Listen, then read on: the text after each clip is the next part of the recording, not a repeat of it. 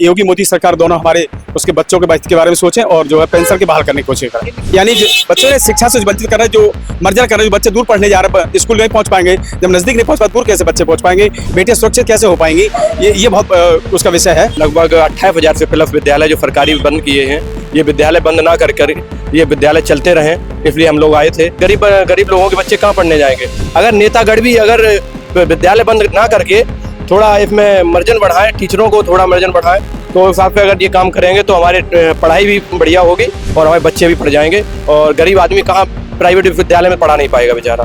एक डेट निश्चित करेंगे, हम लोग धरना प्रदर्शन भी करेंगे। अभी मैं शांतिपूर्वक ही धरना दे रहा हूँ। अगर ये धरना हमारी अभी नहीं मान जाएगी तो मैं फिर और तरीके से भी धरना प्रदर्शन करेंगे, जिससे हमारी सरकार को मांगे पूरी करनी पड़ेंगी। समाजवादी कार्यकर्ता नहीं है जो उग्र होंगे, समाजवादी पार्टी के जो कार्यकर्ता हैं वो उग्र हो सकते हैं। परवार डेमोक्रेसी का मतलब है B फॉर परवार, D फॉर डिम्पल और A फॉर अखिलेश। भाई इन्होंने अपने परिवार के अलावा किसी कार्यकर्ता या किसी जनता के भविष्य के लिए कुछ सोचा ही नहीं है। अरे भाई, वोट चोरी में पूरा विपक्ष अगर एकजुट है तो वोट चोरी के लिए ही तो सरकार काम कर रही है। हमारे गांव से रात में 1-1 बजे भैंसियां छूट जाती थी। मन ये मुख्यमंत्री थे अभी अखिलेश यादव जी के राज्य में भैंस हमारी छूट रही है। भैंस छूटने के बाद थाने में रिपोर्ट लिखवाने जा रहा हूँ अगर तो अखिलेश जी का जो हमारा एंटी है जो भैंस छोड़ के ले जा रहा है, मैंने देख लिया साक्षात, मैंने देख लिया कि ये भैंस चोरी करके ले जा रहे हैं। मैंने रिपोर्ट लिखाने गए तो हमारे 4 लाठी मार दी गई और अंदर डाल दिया गया, और जिसने चोरी की वो कुर्सी पे बैठा बोल रहा है हमारी चीजा पे बात कर लो।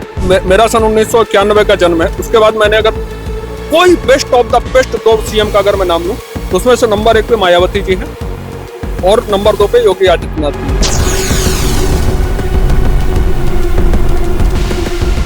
राजधानी दिल्ली के जंतर मंतर पर जो यहाँ पर लोग आए थे प्रदर्शन करने के लिए, वहाँ के जो स्कूल शिफ्ट कर रहे हैं उनको लेकर प्रदर्शन करने आए थे और भी कुछ मांगे थी उनकी।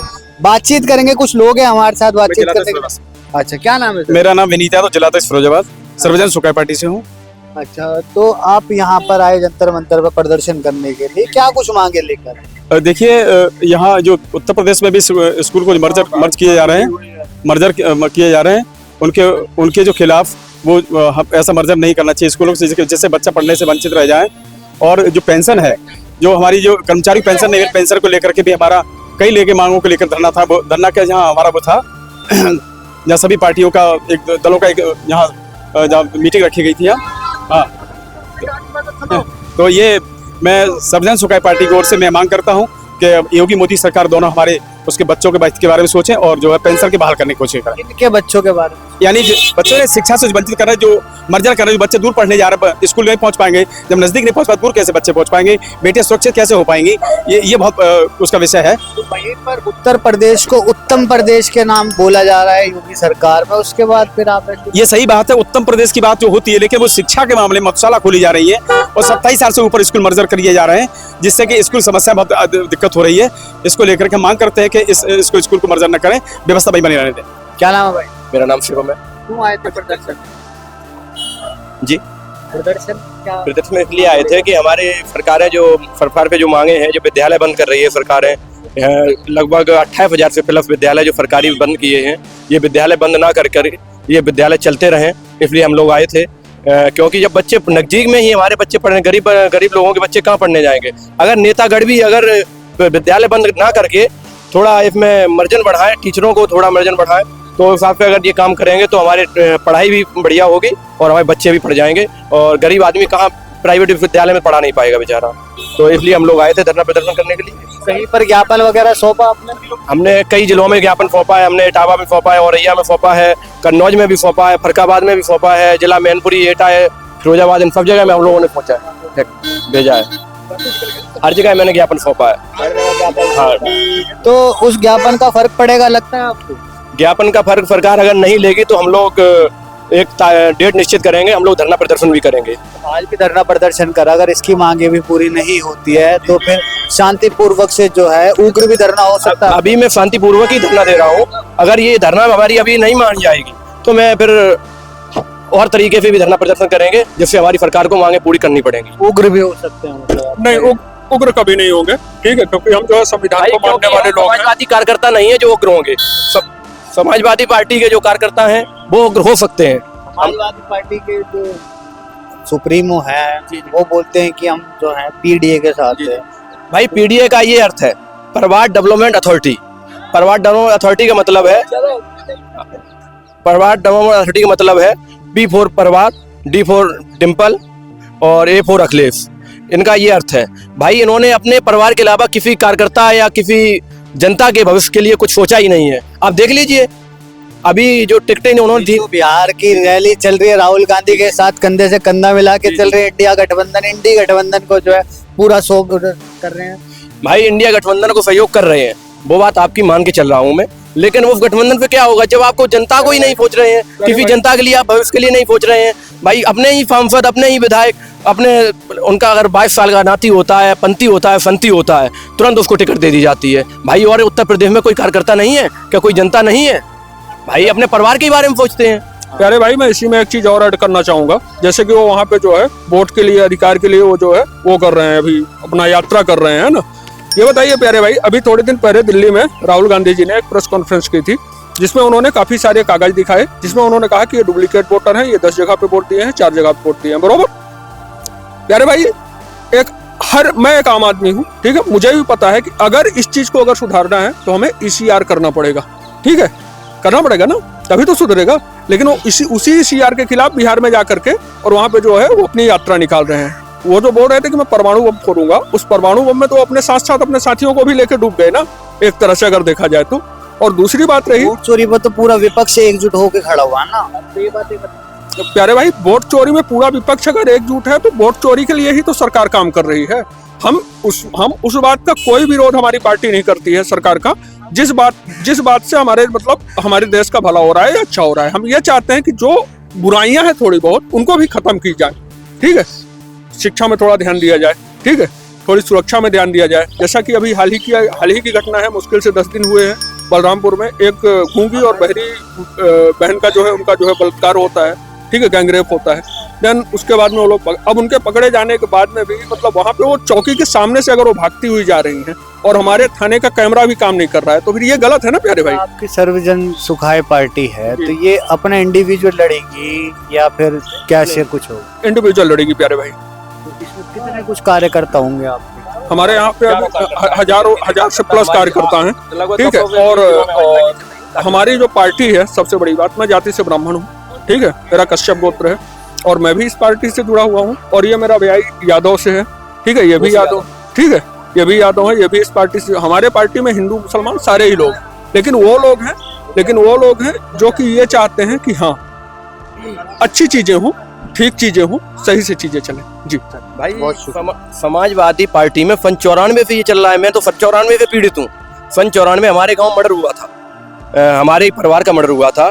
तो ये मुलायम सिंह यादव मुख्यमंत्री थे उस टाइम, और मुलायम सिंह यादव मुख्यमंत्री होने के बावजूद हमारे गांव में हेलीकॉप्टर उतारा मुलायम सिंह जी ने, जो प्रशासन सब सामने था।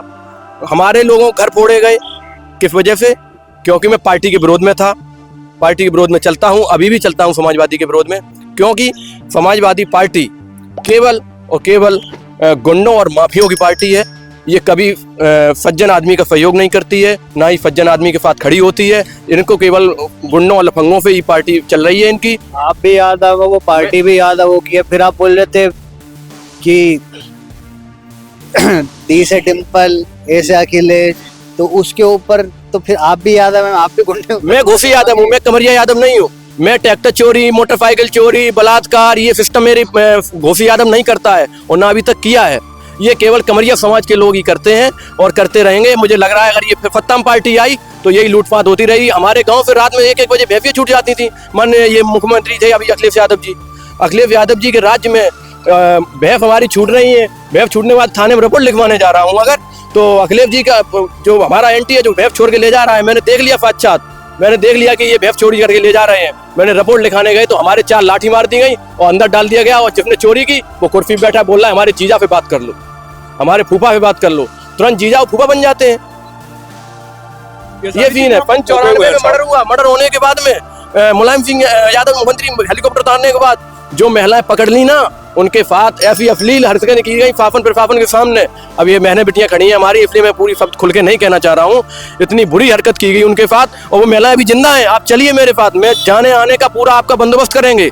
आप हमारे गाँव में चलिए, मैं आपको दिखाऊंगा जो महिलाएं जिंदा हैं, मैं आपको दिखाऊंगा, उनके सामने आपको प्रस्तुत करूंगा। आप उनसे पूछना कि उनके साथ क्या हरकत की गई थी। फाफन प्रफाफन माननीय मुख्यमंत्री उत्तर प्रदेश के मुलायम सिंह यादव जी सामने थे। हेलीकॉप्टर उतारा था 94 में, दिन था मंगलवार, 5:30 पे हेलीकॉप्टर उतरा था। और हमारे साथ बहुत ऐसी घटनाएं हुई। हमारे साथ क्या, पूरा उत्तर प्रदेश में ऐसी घटना हम दिखा दें कि इतने गोफी यादव के मर्डर करवाए हैं अखिलेश यादव जी ने, जो आगे उचका उसे कभी नीचे ऊपर बढ़ने नहीं दिया। उन्होंने हमारे राष्ट्रीय अध्यक्ष जी सर्वजन सुखाय पार्टी के माननीय शिव प्रसाद यादव जी, इन्हीं को देख लीजिए। बिदूना कांड हुआ था, बिदूना कांड में हमारा ब्लॉक अध्यक्ष बन रहा था। ब्लॉक अध्यक्ष घोषी ना बन जाए, कहीं घोषी आगे ना बढ़ जाए, इसलिए अखिलेश यादव जी खुद थे मुख्यमंत्री थे। अखिलेश यादव ने खुद अपनी सरकारी गनर लेके माननीय राष्ट्रीय अध्यक्ष हमारे शिव प्रसाद यादव जी सीधी तानी थी कि बाहर निकल आओ नहीं तो गोली मार देंगे। ये प्रशासन था इनका, ये मुख्यमंत्री थे भाई। ये जब अपने परिवार के अलावा सोचते ही नहीं किसी को, इसीलिए पीडीए बनाया उसने, परिवार डेवलपमेंट अथॉरिटी। बड़े भैया ये सीन है। मैं अगर सच्चाई बताऊं आपको, मेरा सन 1991 का जन्म है। उसके बाद मैंने अगर कोई best of the best 2 CM का अगर मैं नाम लूं तो उसमें से नंबर 1 पे मायावती जी हैं और नंबर 2 पे योगी आदित्यनाथ जी हैं। मैं रीजन बताता हूँ। सन 1998 में मायावती जी जब सीएम बनी, सुबह के 5 बजे, हमारी अयोध्या से जस्ट बगल में पड़ता है गोंडा जिला, गोंडा के सरकारी अस्पताल में सुबह के 5 बजे प्रदेश की सीएम पहुंच गई थी। और उसके बाद में हॉस्पिटैलिटी जो सुधरी है यूपी की, वो अलग लेवल पे गई है, ठीक है। और दूसरे नंबर पे जब माननीय योगी आदित्यनाथ जी जब सीएम बने, उससे पहले मैंने अपनी आंखों के सामने 10 रुपए के लिए मर्डर होते हुए देखे हैं भाई साहब। इलाहाबाद में, प्रयागराज में आपकी जेब में सिर्फ 10 रुपए हैं, मैं दारू पी के आया हूँ, मुझे पैसे चाहिए, मुझे लगता है कि आपकी जेब में पैसे हैं, इसलिए मैं आपको चाकू घोंप दूंगा और आपकी जेब से 10 रुपए निकाल कर वहां से चला जाऊंगा, मुझे कोई रोकने वाला नहीं होगा, ठीक है। क्यों? क्योंकि मैं किसी व्यक्ति विशेष का चेला हूँ, ठीक है। लेकिन जब माननीय योगी आदित्यनाथ जी आए तो मैंने इसी यूपी में देखा है कि क्रिमिनल माफिया दफ्ती लेके कहते थे भाई साहब अरेस्ट कर लो, जिंदा छोड़ दो बस। ये सर्वजन सुखाय पार्टी जो है, ये कहीं ना कहीं भारतीय जनता पार्टी के ही साथ जुड़ने वाली। नहीं, ऐसा कुछ नहीं, ऐसा कुछ नहीं। हमारी पार्टी खुद अपनी दम पे ही चुनाव लड़ेगी। और अभी भी चुनाव लड़ा था मैंने, करेल विधानसभा का उपचुनाव जो हुआ था हमारा, उसमें अभी हमारे विवेक यादव जी माननीय प्रदेश अध्यक्ष जी हैं, उन्होंने वो प्रत्याशी थे हमारे। मैं अकेले ही पार्टी पे चुनाव लड़ूंगा। ऐसा सीन नहीं है कि हम गठबंधन कर लें, गठबंधन किसी भी नहीं करूंगा, मैं अपनी दम से ही पार्टी हमारी लड़ेगी चुनाव। बहुत शुक्रिया हमसे बात करने के। तो ये थे वो तमाम लोग जिन्होंने आके धरने के बारे में ज्यादा जानकारी दी। आपके क्या कुछ राय है हमारे साथ कमेंट सेक्शन में साझा जरूर करिएगा। फिलहाल के लिए बस इतना ही। दैनिक डिजिटल लाइव के लिए दिल्ली से अभिषेक सिंह।